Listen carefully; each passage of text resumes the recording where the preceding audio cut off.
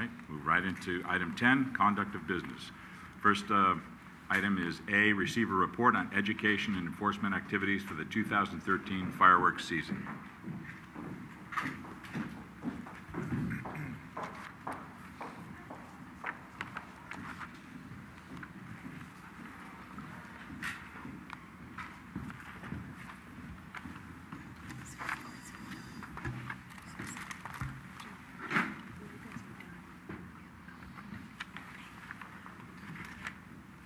Good evening, Honorable Mayor, Council.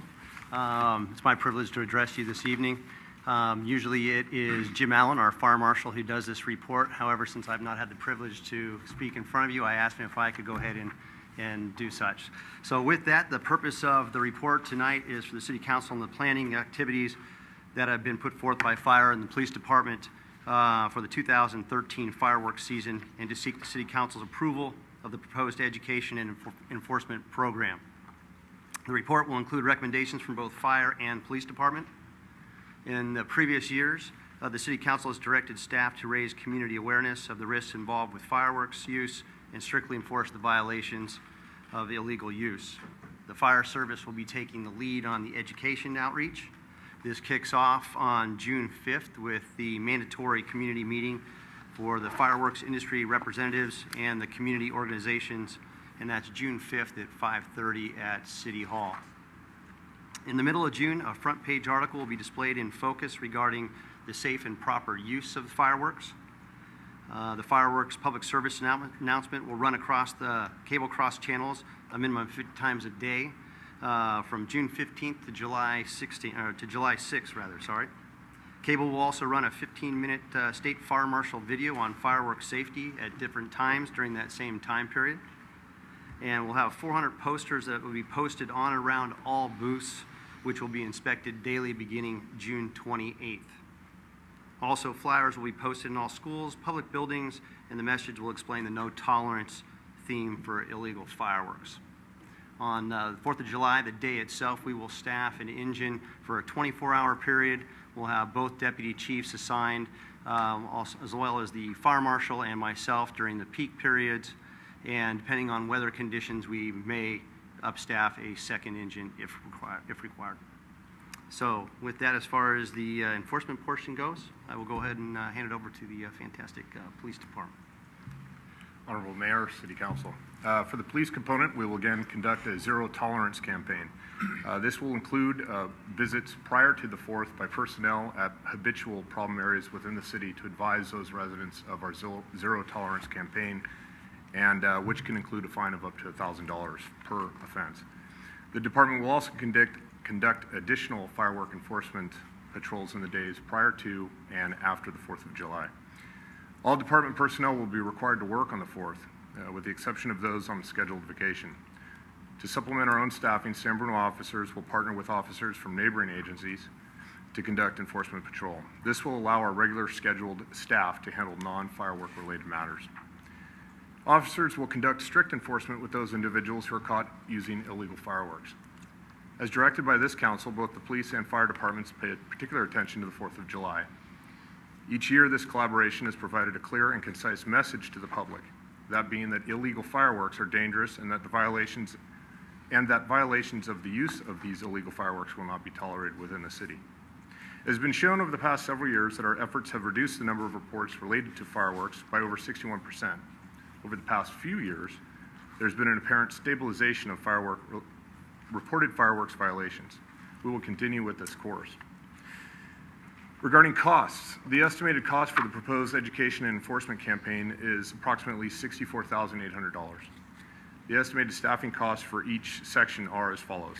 Education and campaign costs are $4,500, fire department costs are $16,000, police department costs $43,200, and public works costs are $1,100.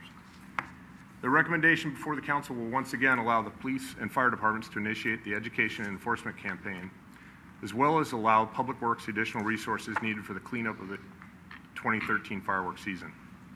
As with years past, the public is encouraged to call the police department and report firework violations or related problems areas within the city. This may be done anonymously. This concludes our report, and the fire chief and I are available to answer any questions if you have any. Ken?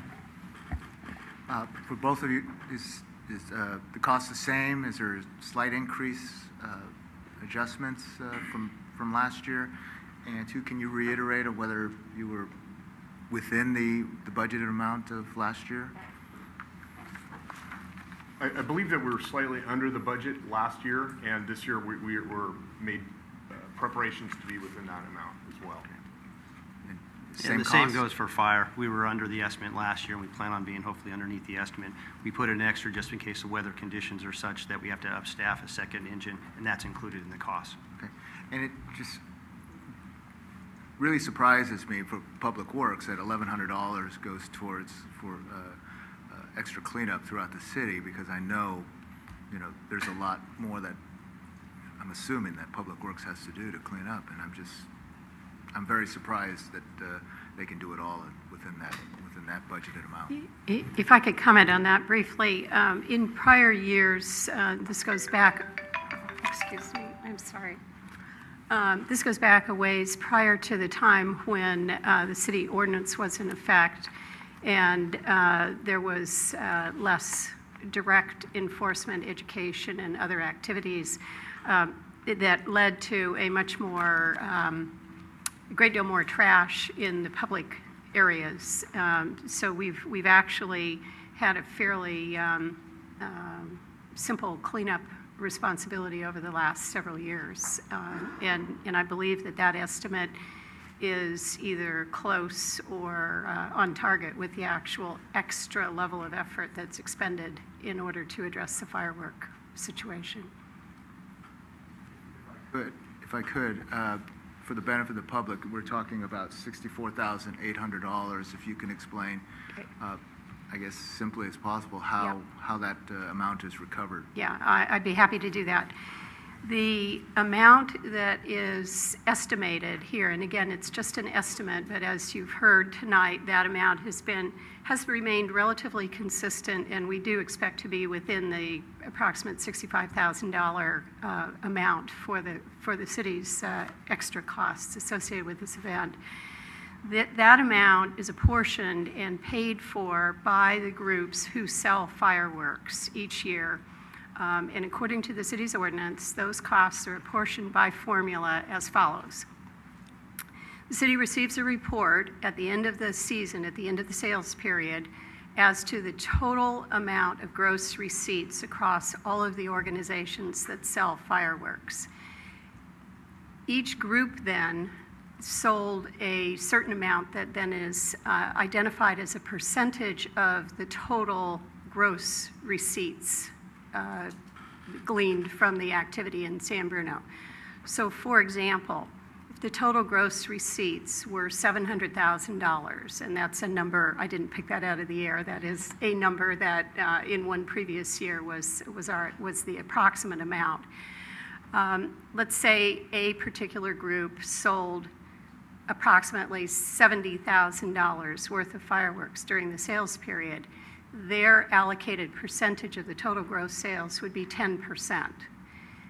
Then that percentage is applied against the city's costs, and that group would be responsible for the commensurate 10% of the city's costs. So whatever your gross sales represent as a proportion of the total gross sales is then your share as a group of the extra costs incurred by the city.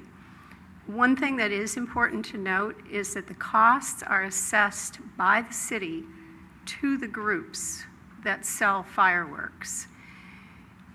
We are aware, but not involved in any manner in a situation that occurs with some of the groups where they charge a surcharge, and some of them actually refer to it as a, quote, city tax that is applied to their sales. So some of the groups actually collect an additional amount as a surcharge from their customers in order then that they generate revenue to pay the city for its costs. Again, the city is not involved in any manner. We assess no surcharge, we assess no tax to customers of fireworks sales. We require each of the groups who benefit from the opportunity to sell fireworks in our town, we require them to cover the costs out of revenues that they generate from wherever. So I hope that clarifies, and I regret that some of the people who buy fireworks may actually think that the city is assessing them a surcharge, which is not entirely accurate. Yeah, and I know it's complicated, and I would, speaking for the subcommittee, is that I think we'll try and make a point at that meeting to explain, to make sure that those groups know accurately how to inform the public. Rico? I have explained it every year. Okay. I do tell them that, but we'll do it again on the 5th. Just for the educational aspect, just if it also can be reiterated through that, obviously illegal fireworks are not permitted and in violation, but also just the proper use of the safe and sane, because obviously unless things have changed, we didn't want them in the middle of the street. There are certain stipulations that we're looking for our own community to assist in the neighborhood, as well as for emergency vehicles to get through the neighborhood and to try to keep our youth protected as well. So if that can also be reached out and included. Any other questions or comments? Thank you for your report. Look forward to a safe season. Great. Thank you.